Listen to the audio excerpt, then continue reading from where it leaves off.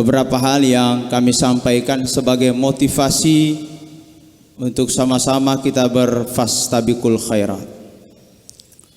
Yang pertama, bahwa sepakat bahwa kita hari ini masih berada di hari-hari berkah likur pertama bulan suci Ramadan atau 10 hari pertama di bulan Ramadan.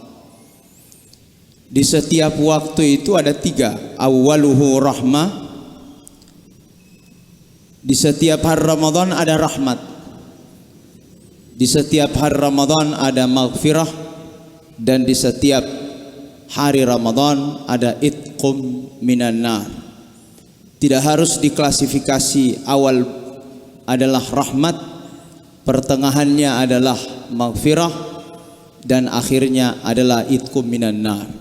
Tapi kita meyakini ada rahmat yang Allah bagi di setiap waktu, ada ampunan yang Allah bagi di setiap saat, dan ada pelepasan api neraka bagi orang-orang yang berjihad tekun beribadah di bulan suci Ramadan. Tapi pertanyaannya kemudian adalah, ibadah paling besar di bulan suci Ramadan ini adalah puasa, sehingga dikhususkan dengan satu ayat, ya ayyuhalladzina amanu kutiba alaikumus syiyam kama kutiba alal ladzina min qablikum la'allakum tattaqun. Di samping ada qiyamul lail, ada solat tahajud, ada ibadah sosial yang lainnya, tapi yang setiap saat kita rasakan ini, bagaimana nikmatnya beribadah puasa yang kita niatkan karena Allah Subhanahu wa ta'ala. Pertanyaannya adalah, puasa seperti apa yang diharapkan untuk diterima oleh Allah? Puasa seperti apa yang diharapkan untuk menjadi athar? Puasa yang meninggalkan jejak spiritualnya dalam diri, yang kemudian alumninya tidak meninggalkan Ramadannya, tapi mengulang kebaikan-kebaikan yang ada di bulan suci Ramadan. Maka puasa yang dimaksud dalam terminologi Islam, puasa itu kan bahasa Indonesianya, bahasa Arabnya itu terdiri dari dua istilah yang punya akar kata yang sama tapi pemaknaannya berbeda. Yang pertama, ketika dibilang puasa, maka orang Arab menggunakan istilah pertama disebut dengan saum. Sekarang itu lagi mencoba menjadi bahasa sosial kemasyarakatan kita Indonesia. Lagi ngapain? Lagi saum. Orang pahami bahwa ketika bilang saum, bahwa dia lagi puasa. Tapi istilah yang kedua juga diperkenalkan dalam Quran, diperkenalkan dalam hadis. Puasa juga dalam bahasa Arab tidak hanya saum, tapi juga disebut dengan siam. Dan ini yang dimaksud dalam Al-Baqarah 183. Ayat itu berbunyi, ya ayyuhalladzina amanu kutiba alaikumus syiyam, bukan kutiba alaikumus shaum. Saum puasa, syiyam juga puasa. Hanya kajian linguistiknya, ilmu ma'aninya, ulama membedakan mana saum dan mana syiyam. Dan jangan sampai puasa kita hari ini terbalik, yang seharusnya syiyam ternyata aplikasinya hanya saum. Di luar Ramadan juga seperti itu, sehingga harus dibedakan mana puasa yang kategorinya saum dan mana puasa yang kategorinya syiyam. Mana bedanya jamaah san rahmati Allah? Kalau saum maknanya juga imsak, menahan, sebagaimana syiyam maknanya juga menahan. Tapi kategori yang ditahan, mengekang dalam bahasa Indonesia itu berbeda. Kalau dia saum, dia hanya menahan salah satu dari yang membatalkan. Dan ini terulang disampaikan oleh Allah dalam bahasa Al-Quran, yang pernah terucap dari lisannya Sayyidah Maryam, bundanya Nabi Isa alaihi salam, ketika dia melahirkan dengan selamat Nabi Isa dalam posisi bersandar di pohon korma. Dia lahirkan Nabi mulia ini ya dalam posisi bersandar dan duduk. Sehingga di Malang ada penelitian alternatif bagi ibu yang hamil dan melahirkan anaknya, tidak harus berbaring normal, tapi harus juga ada alternatif dengan cara duduk. Dan itu diambil dari penelitian sains, penelitian biologi, penelitian teknologi, dan semua kajian keilmuan yang ternyata posisi itu ilmiah, sebagaimana yang dilakukan oleh Sayyidah Maryam. Ketika dia selesaikan, dia selamatkan, dia lahirkan Sayyidina Isa alaihi salam, takut dia mau balik ke kampungnya. Karena kenapa? Karena Sayyidah Maryam tidak punya suami. Dia punya anak yang dikandungnya saat dia hamil oleh Quran, wa auhayna, mukjizat yang Allah takdirkan kepada beliau sebagai alamat kenabian. Subhanallah. Saat dia mau balik ke kampungnya, pertanyaannya, nanti kalau saya mau balik ditanya, ini anaknya siapa? Apa yang dikhawatirkan? Pasti dia bilang bahwa Sayyidah Maryam selingkuh, hasil hugel dan seterusnya, hubungan gelap. Karena memang tidak ada seorang manusia laki-laki yang menyentuh dia, kok tiba-tiba hamil dan melahirkan. Maka apa yang dilakukan oleh Sayyidah Maryam saat itu, saat dia mau kembali ke kampung, dibawalah bayi ini, Nabiullah Isa alaihi salam, tapi diwahyukan oleh Allah melalui perantaraan malaikat Jibril. Nanti kalau ada yang komen setengah membuli, ini anaknya siapa wahai Sayyidah Maryam, maka katakan kalimat berikut ini. Apa yang dia katakan? Inni nazartu lirrahmani sauma. Kata saum muncul. Ya. Apa artinya? Inni nazartu, saya bernazar hari ini. Mau pertanyaan apa saja? Nazartu lirrahman, saya berniat dan bernazar sauma, untuk menahan tidak berbicara, tidak ngomong kepada siapapun dari manusia. Begitu surat Maryam. Kata sauma maknanya menahan ngomong.